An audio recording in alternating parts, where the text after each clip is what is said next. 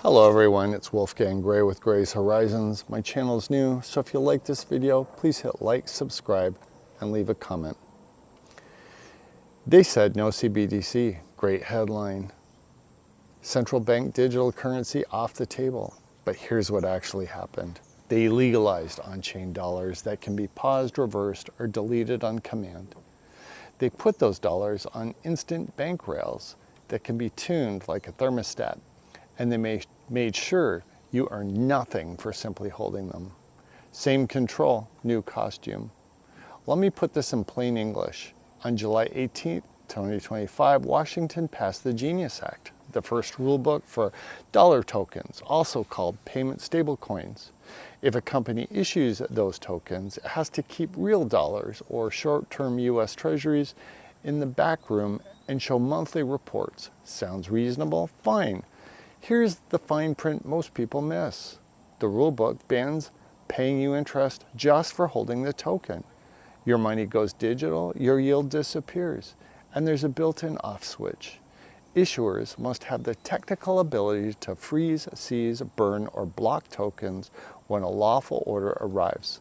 Think of it like a gift store card, except the store can turn it off mid-purchase because someone upstream flipped the switch. No yield for you, full control for them. That's a permission dollar in new clothes.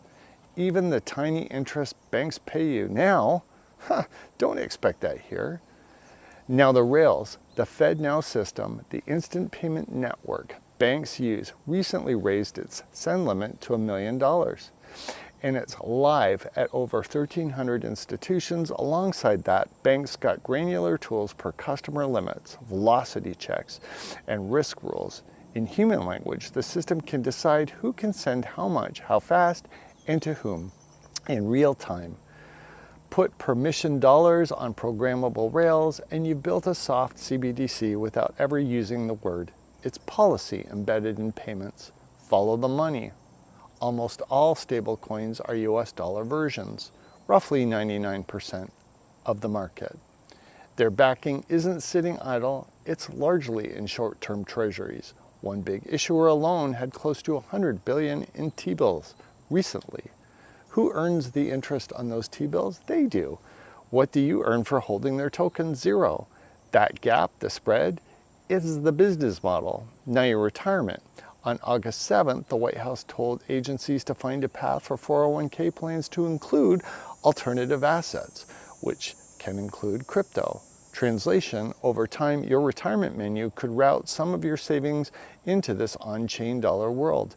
That locks in decades of demand for Treasury bills through tokens that still don't pay you interest for holding them. Efficient for the system, not so generous to you.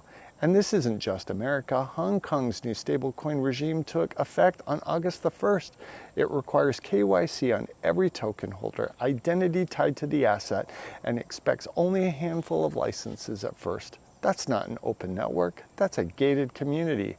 The pattern is global. Identity on the asset, policy in the wallet, and a switch at the center. So what does this mean for regular people, not non-crypto folks who just want to live their lives?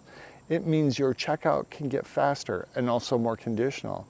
A refund could land instantly, but a purchase could be blocked instantly too because your category, your location, or your account risk score tripped the rule. It means a small business, you'll get paid faster until a high-risk merchant flags throttles your incoming payments for a week. No court, no hearing, just policy. It means donations can move in a second, unless the recipient lands on a watch list and the tokens get frozen on arrival. It means your travel money could be geofenced, perfectly fine in one city, restricted in another. It means your 401k might offer shiny new options, while the interest on the backing assets is captured upstream by issuers and custodians, not by you. That's the real shift, not the buzzwords. The rules move upstream of your life. You don't see the filter, you just feel the denial. Here's what you can do this week. Nothing extreme, just practical. Keep a small cash buffer for real-world hiccups. Use more than one bank or payment app, so one switch can't shut your life down. If you ever touch digital assets, learn basic self-custody and what it does not protect you from. Ask your HR or plan provider how your 401k lineup might change and who earns the interest on any cash-like products. Make them answer in writing. And push for due process, rules baked into payment policy. If money is paused, what's the appeal path? And who is accountable? You don't need to be a crypto person to get this. This is about who sets the rules of your money and whether those rules are visible, appealable, and fair.